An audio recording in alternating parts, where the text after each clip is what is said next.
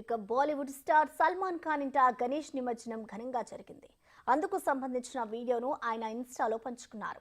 అందరికీ వినాయక చవితి శుభాకాంక్షలు తెలిపారు. సల్మాన్ సహా ఆయన ఫ్యామిలీ వినాయక నిమజ్జనంలో ఆడిపాడి సందడి చేశారు.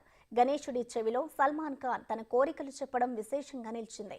అనంతరం ఇంటి వద్ద ఏర్పాటు చేసిన చిన్న నీటి కుండీలో విగ్రహాన్ని నిమజ్జనం చేశారు.